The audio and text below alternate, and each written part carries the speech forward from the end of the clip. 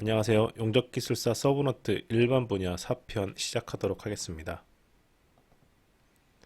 해양 구조물이나 화학 플랜트 용접 작업에서 용접 이음부의 내식성 영향인자에 대해서 설명하시오. 우선 부식의 종류를 먼저 정리해보면 전면 부식이 있고 공식, 선택 부식, 갈바닉 부식, 입계 부식, 그리고 응력 부식 균열이 있습니다. 전면 부식은 전체적으로 부식이 되는 것이고요. 공식은 내부는 부식성 물질이 농축되어 시간에 따라 가속화되고 잔존 수명이 예측 어렵거나 가속화되는 경우가 공식입니다.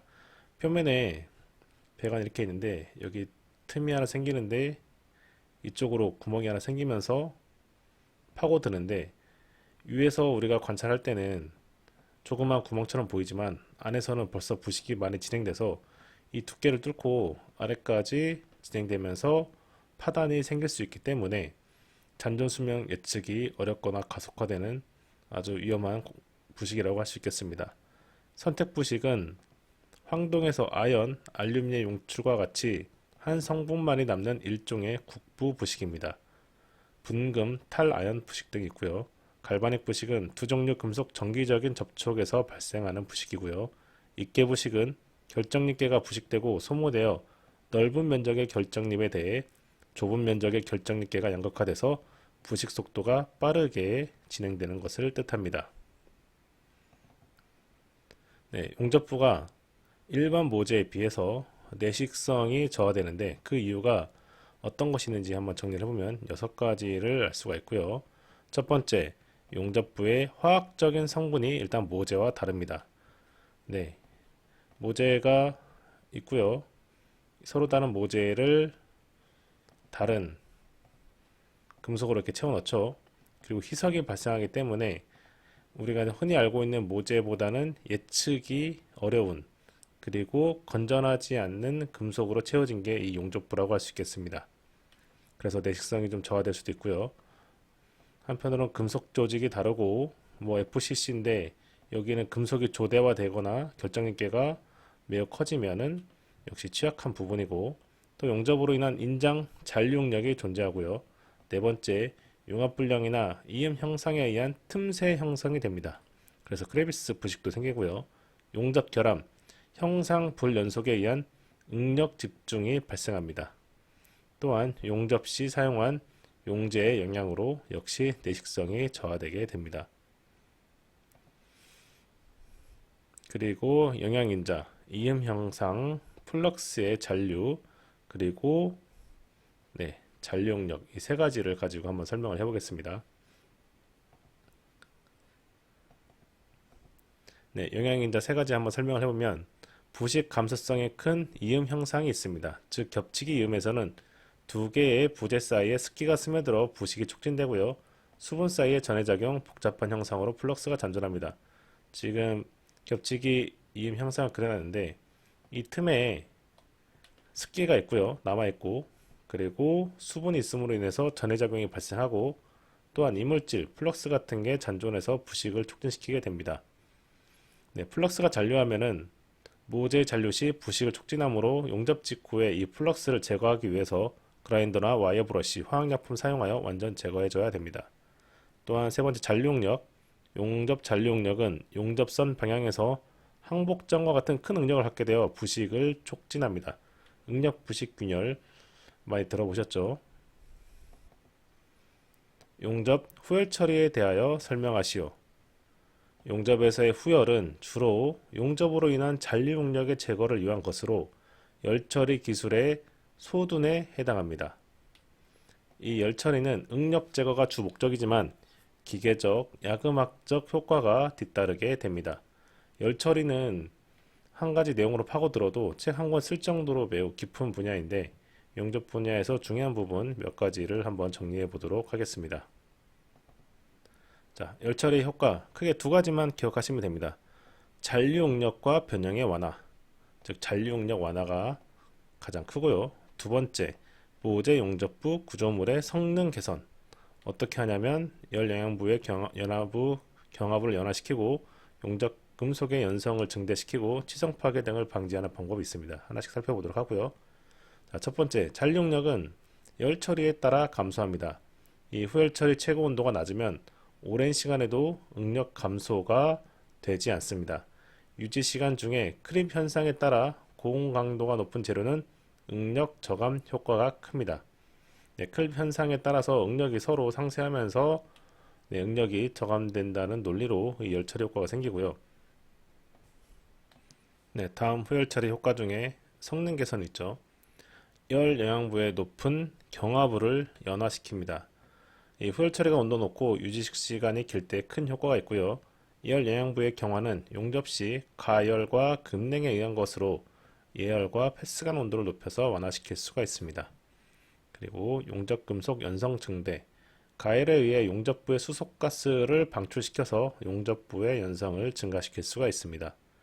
세 번째, 취성 파괴 방지. 후열 처리는 취성 파괴에 악영향을 주는 잔류응력과 용접선 방향에서 항복점에 달한 잔류응력의 피크값을 낮추는 효과가 있습니다. 이 열 영양부의 인성과 연성을 회복시켜서 재료에 따라서는 역효과가 있기도 합니다. 특히 조질강에서는 인장강도 항복점이 낮아지면서 인성 및 연성이 나빠지기도 합니다. 따라서 후열 처리 효과는 잔류응력의 완화와 함께 용접부, 열 영양부, 모재 부위 등 각 부위에서의 성질 변화를 종합적으로 고려해야 되겠습니다. 네 번째, 함유가스의 제거. 수소가스 등 유해한 가스를 용접부 및 열 영양부에서 추출하고요. 확산성 수소의 방출은 저온 균열 발생을 방지할 수도 있습니다. 다섯 번째, 크립 특성 개선. 크림 몰리브덴강 등에서 후열 처리로 크립 특성을 개선할 수가 있습니다. 과다한 온도로 후열 처리하면 역효과가 나고요. 용접 구조물의 사용 조건에 따라, 즉 고온 사용 조건에서 크립 특성, 고온 부식, 고온 산화 등의 어떤 성질을 개선할 것인지에 따라 후열 처리를 하면 되겠습니다. 네, 추가로 내식 특성의 개선 및 피로 강도 개선이 있고요. 자, 후열 처리 방법, 노내 응력 제거법이 있고요. 국부 가열 응력 제거법이 있습니다. 노내 응력 제거법은 이 노에다가 이제 입구를 여닫을 수 있는 개폐 장치가 있고요. 여기에 어떤 열처리할 대상을 넣는 거를 이 전체적으로 열처리를 하는 거죠. 이 안에서 국부가열 응력 제거법은 만약에 배관이 있으면 여기 용접선이 있죠. 그러면은 이 부분만 국부적으로 가열시켜서 응력을 제거하는 게 국부 가열 응력 제거법입니다. 샵이나 어떤 큰 규모 그리고 일정한 간격으로 일정한 형태로 후열 처리를 해야 되는 곳이 있다면 이 논해 응력 제거법이 좀 더 좋겠지만 현장에서는 이런 국부 가열 제거법이 주로 많이 사용됩니다.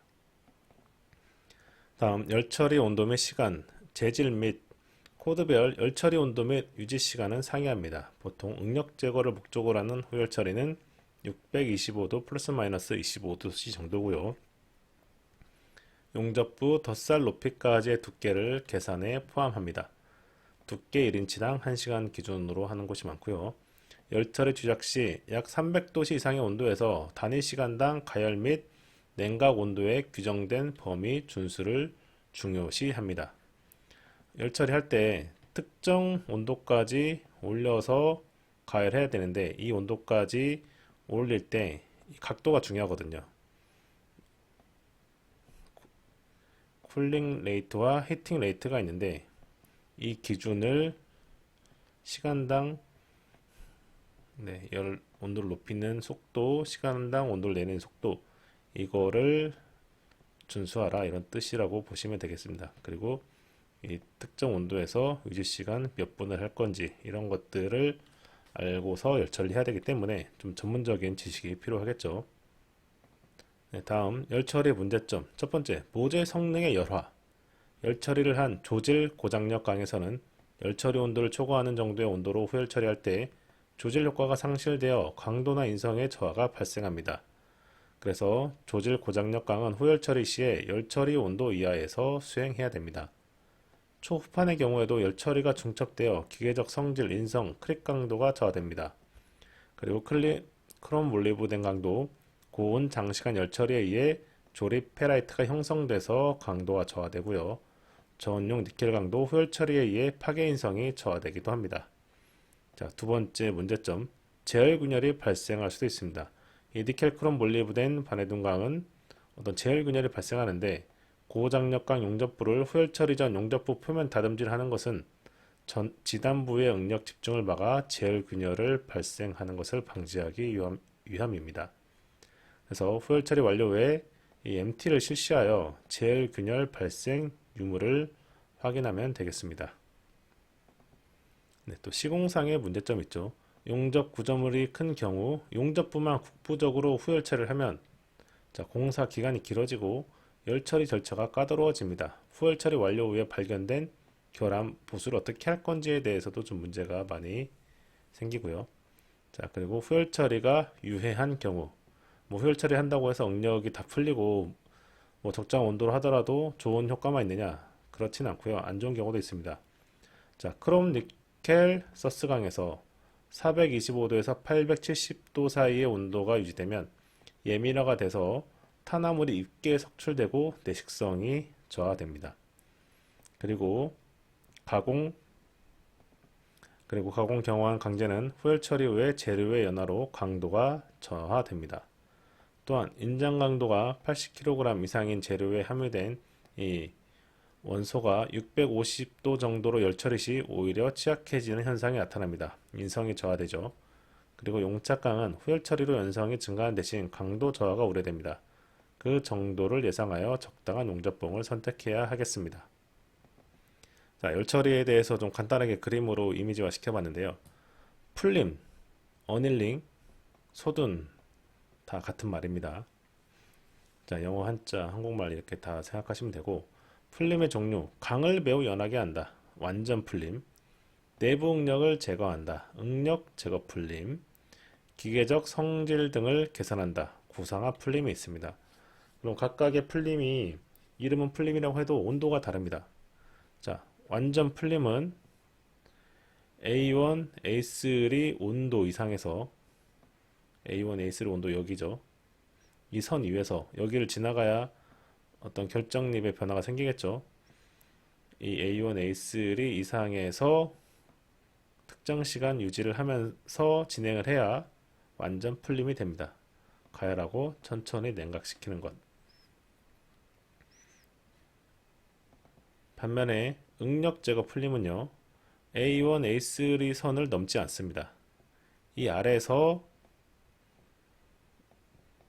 열 처리를 하고요. 그러면은 조직 변화가 발생하지 않겠죠.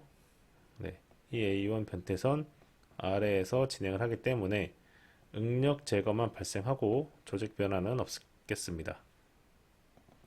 네, 그리고 구상화 풀림. 구상화 풀림은 여러 가지 방법이 있는데 이 이름에서 나오는 것처럼 동그랗게 만든다는 뜻이고요. 어떤 걸 동그랗게 하느냐? 바로 시멘타이트를 구상화 시키는 풀림이라고 보시면 되겠습니다.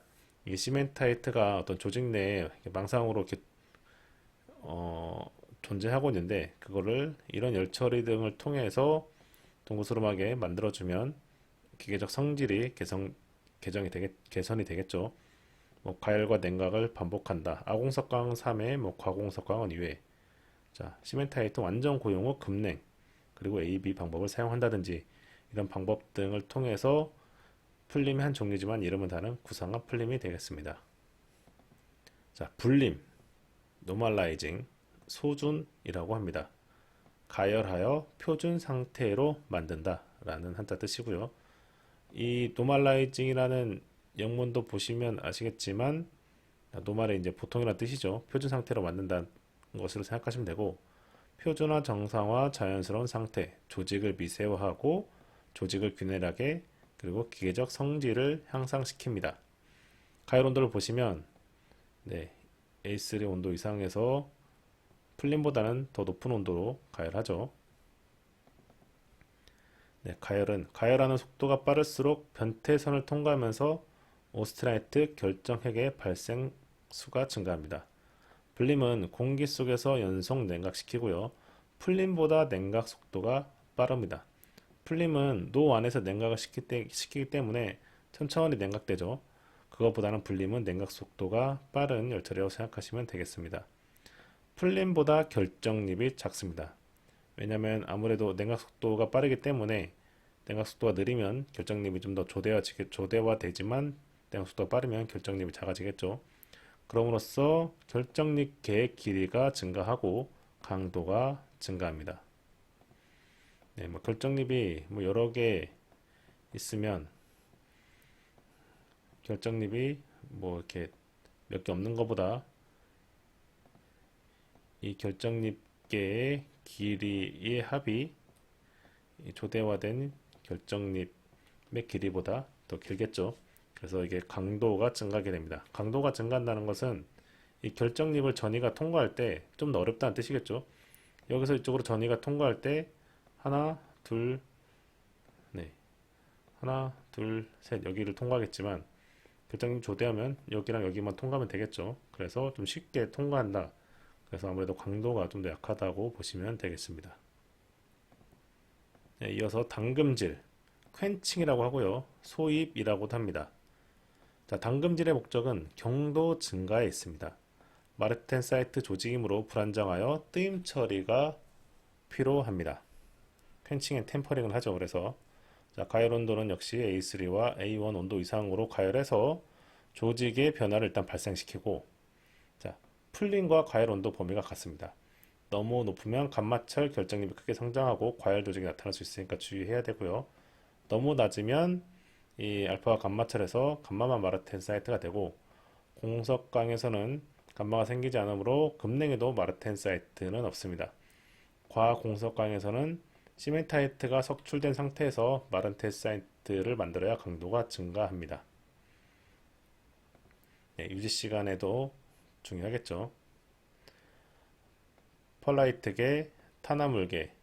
펄라이트계는 네, 가열하자마자 바로 이제 급냉해서 조직을 바꾸고, 타나물계는 어느 정도 유지 시간이 필요하겠죠. 그 차이는 뭐냐면 공석강, 펄라이트계는 모두 감마철로 변하기 때문에 유지 시간이 길어져도 변화가 없습니다. 그래서 바로 당금질 하는 거고요. 네, 지금 펄라이트 조직 가열하면서 오스테나이트 조직으로 변하죠. 이 A1, A3 온도를 넘어서면서, 그리고 바로 급냉시키면 네, 조직이 더 강도가 강해지겠습니다. 반면에 이제 타나무계는 A1 이상으로 가열해도 펄라이트는 모두 감마철로 변하지만 시멘타이트는 그대로 있습니다. 그런데 계속 가열해주면, 즉 유지 시간을 계속 길게 가면 이 타나물의 크기가 조금 더 작아지게 됩니다. 네. 그래서 적당한 타나물의 크기가 되었을 때 당금질 함으로써 마르텐사이트로 바꾸고 경도를 증가시키게 되겠습니다.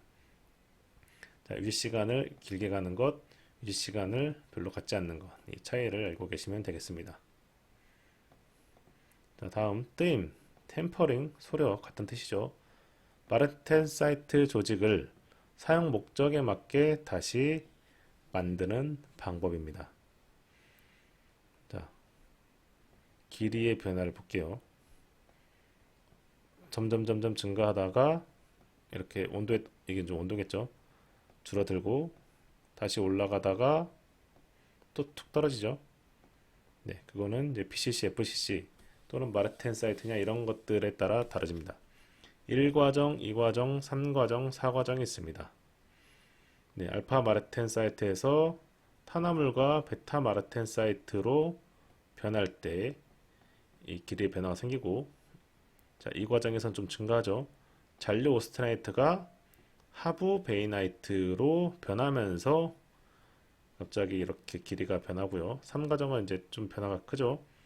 이 베타 마르텐사이트와 타나물이 이 페라이트와 시멘타이트로 변하면서 길이가 감소합니다.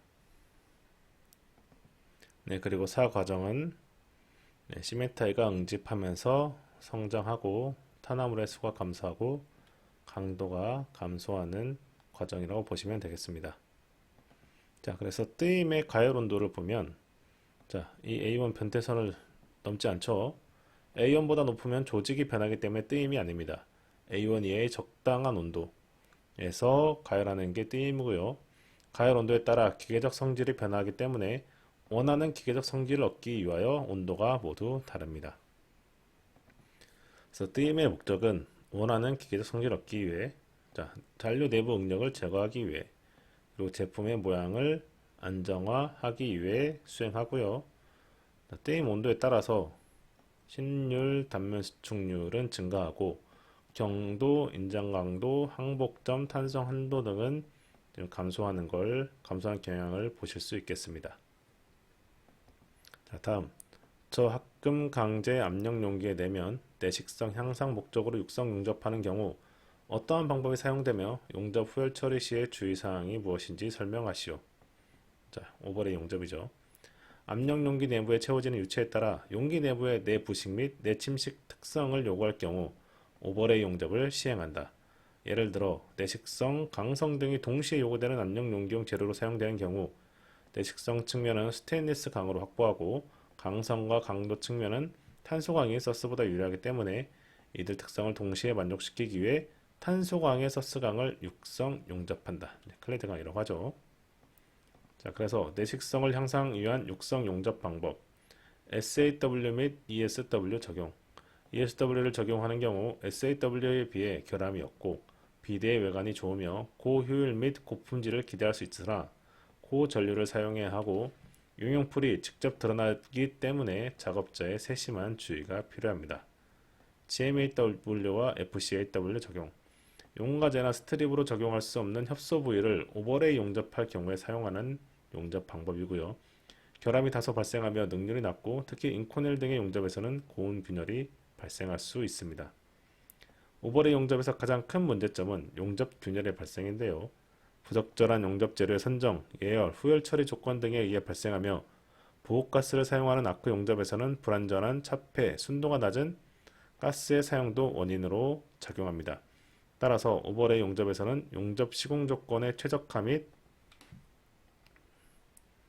유용지의 완전 보호가 필요하겠습니다.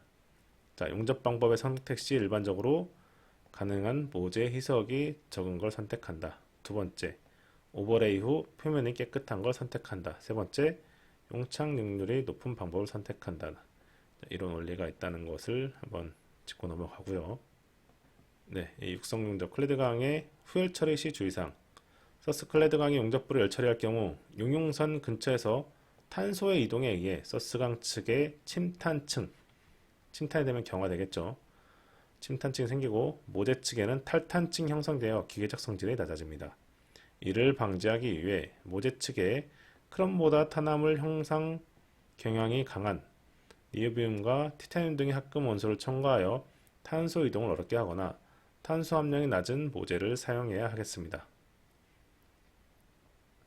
자, 예민한 영역에 들어가서 크롬계 탄화물 석출로 내식성이 저하될 수 있습니다. 그래서 예민한 온도 이하로 열처리를 해야 되겠고요. 세 번째, 모재와 클레드재의 열팽창 계수 차이에 의해 응력이 오히려 증가하여 비드 및 균열이나 응력 부식 균열이 발생할 수 있습니다. 이런 경우에는 가능한 열처리를 피해야 되겠죠. 예전에 1편, 1부에서 한번 언급한 것 같은데 서스가 카본보다 서스가 카본보다 열 팽창 계수가 몇 배 차이 나느냐? 1.5배 정도 차이 납니다. 참고로 열 전달 계수는 반대로 서스가 카본의 3분의 1밖에 안 됩니다. 그런 물리적 특성이 있기 때문에 두 개를 같이 놓고 뭔가 용접을 하면 또 열처리를 하면 좀 고려할 게 많아지겠죠. 자, 그래서 고온 균열의 방지를 위해서 수퍼센트의 페라이트를 함유한 용접 재료가 사용되는데 열처리 시 시그마상으로 변화하여 성질을 열화시킬 수 있습니다. 용접 금속 페라이트량이 열처리 시간 증가에 따라 감소하고요.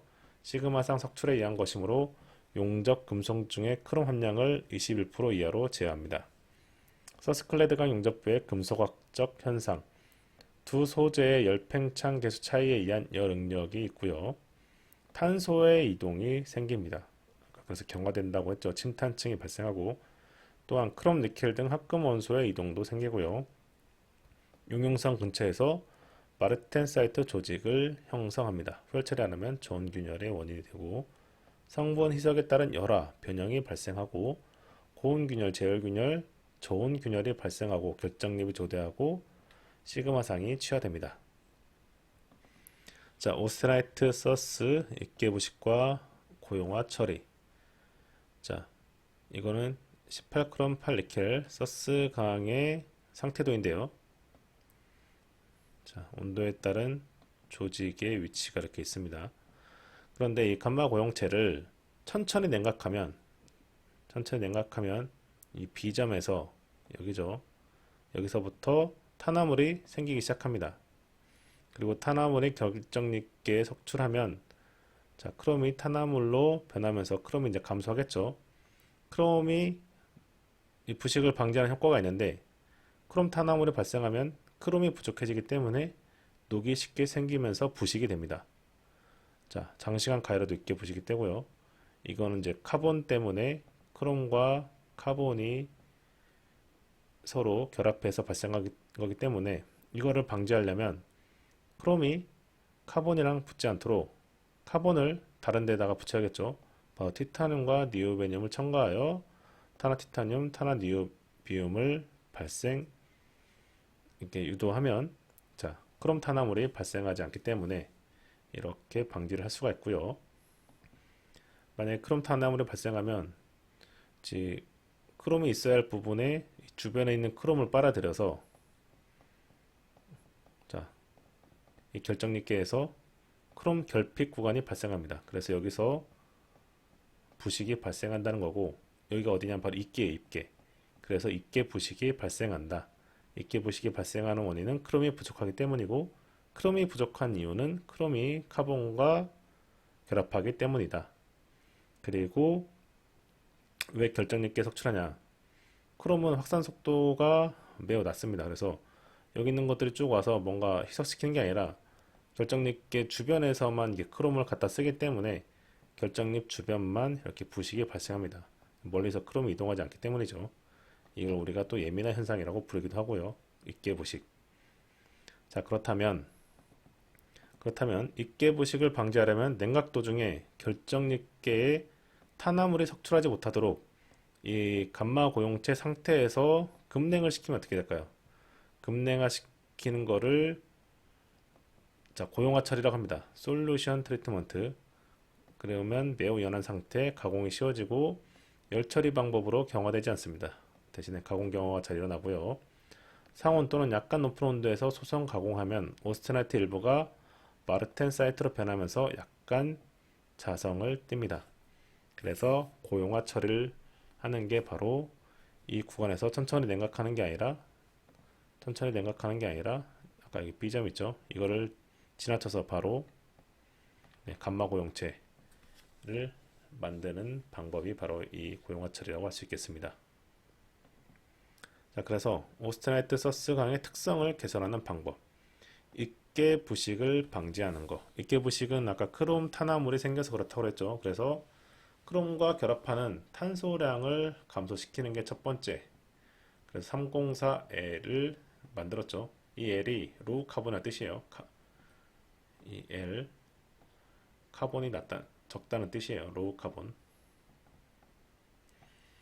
그 방법이 아니라면은 티타늄이나 이 니오비움을 첨가하여 탄소량을 고정시킵니다. 탄소가 좀 있었지만 티타늄이나 니오비움이 크롬보다 친화력이 더 좋아서 자, 크롬이 같이 결합할 탄소가 감소하겠죠. 그래서 이렇게 티타늄과 니오비움을 첨가한 게 서스 3일과 서스 347이 되겠습니다. 만약에 이 서스는 이제 입계부식 방지는 이제 더 신경 쓰고 냉간 가공성을 향상시키고 싶다. 그러면 좀 크롬을 감소시키고 니켈량을 증가시킨 거 305, 384, 385가 있고요. 피삭성을 향상시킨다. 이거는 이제 인을 증가하는 것. 그러면서 303 계열이고 내산성을 향상시키겠다. 그러면 몰리브덴을 첨가한 건데 이건 뭐 316, 317 계열이고요. 내산화성을 향상시키겠다. 부식을 좀 방지하겠다. 그러면 니켈량과 크롬량을 증가시킵니다. 그러면 308, 309, 310 이게 되겠습니다. 자, 다시 한번 정리하면 서스 303은 절삭성을 위해 황과인을 첨가한 거. 304는 탄화물 석출을 방지를 위해 크롬량을 줄인 거. L은 304L은 용접성까지 위해서 탄소량을 더 줄인 거고요. 308은 내식성, 내산화성을 위해 크롬 니켈량을 증가시키고 카본을 감소시킨 거. 309는 탄화물 석출 방지를 위해 탄소량을 줄인 거. 그리고 316은 몰리브덴 첨가. 또 316L은 역시 용접성을 위해 탄소량을 줄인 거. 여기 뒤에 L이 붙어 있죠. 다음, 탄소 강제 용접 시 예열 온도 결정에 영향 미치는 인자를 제시하고 각 인자들과 냉각 속도와의 관계를 설명하시오. 예열이란 용접 전의 용접부를 가열하는 작업입니다. 고탄소강, 저합금강, 주철 등과 같이 급냉에 의하여 경화되고 균열이 생기기 쉬운 재료는 재질에 따라서 50에서 350도씨 정도로 예열을 행합니다. 연강에서는 판 두께 25mm 이상에서는 0도씨 이하에서 용접하게 되면 좋은 균열이 발생하기 쉬우므로 2인부의 양쪽으로 약 100mm 폭을 50에서 75도씨로 가열하는 것이 좋습니다. 다층 용접인 경우에는 제2층 이유는 앞층의 열로 모재가 예열한 것과 동등한 효과를 얻기 때문에 예열을 생략할 수 있습니다. 예열의 목적. 예열은 용접부의 냉각 속도를 지연, 그래서 열 영양부와 용접금속의 경화를 작게 하고요. 연성을 회복시키고 새로운 용접부의 확산성 수소의 방출을 촉진하여 용접부 균열을 억제시킵니다. 네, 그래서 용접부 냉각 속도를 늦추어 열 영양부 경도 낮추고 인성을 증가한다. 용접부 확산성 수소의 방출을 용이하게 하여 수소 치상 및 저온균열을 방지한다. 용접부 기계적 성질을 향상하고 경화 조직 석출을 방지한다. 용접부의 온도 9배를 낮춤으로 용접 변형과 잔류 용력을 완화시킨다. 제작 과정에서 치성 파괴가 일어날 수 있는 온도 이상으로 강의 온도 조건을 제공한다. 자, 그래서 본론. 예열 및 패스간 온도 결정 팩터는 무엇이냐? 바로 저합금강의 화학 조성, 구조물의 두께 및 구속의 정도, 용접 방법과 용접의 조건, 용접 이별 및 주변 온도, 요구되는 용접부의 품질 정도에 따라서 온도가 결정되겠습니다. 구체적으로 보면 초반에 일부에서 배웠던 균열 정지 예열 온도를 사용하기도 하고요. 자, 이건 어디서 왔느냐? 균열 감수성 지수에서 왔습니다. 자, 두께와 구속도에 따라서 결정이 되고요. 이 PCM은 균열 감수성 조성으로 탄소 당량과 마찬가지로 단지 화학 조성에 의존하여 용접부의 균열 가능성을 평가하는 방법인데 어떤 성분이 가장 영향을 끼치냐? 역시 카본이 가장 영향을 끼치고, 그리고 이제 망간, 구리, 크롬, 바네듐, 교소 이런 것들이 영향을 끼칩니다. 이런 것들을 어떤 숫자로 환산해서 이 숫자를 만들어낸 겁니다. 그리고 600분의 T 대신에 4000분의 K를 쓰기도 합니다. T는 판 두께이며 H는 확산성 수소량으로 보통 1에서 5의 범위인데 글리세린법에 의해 구할 수 있습니다. 아까 설명에 실수가 있었는데 이 T는 판 두께, H는 어떤 구속도가 아니라 확산성 수소량이라고 정정하겠습니다. K는 EM의 구속도를 의미한다. 자, 이런 예열 온도가 이제 결정이 됐는데 정해진 온도 이하로 낮게 해서는 예열 효과가 현저히 떨어지고 필요 이상으로 높게 하면은 경제적이지 않겠죠. 또한 결정립이 조대화해서 열 영양부의 강도 저하나 인성 저하 위험이 있기 때문에 규정된 온도를 준수해야 됩니다. 일반적으로 예열 온도는 탄소 당량이 높을수록 판 두께가 두꺼울수록 높아집니다. 즉 탄소 당량이 높다는 것은 화학 조성이 많다는 뜻이고 판 두께가 두껍다는 것은 구속도가 크다는 거겠죠. 그래서 아까 식에 의해서 두께, 그 구속도,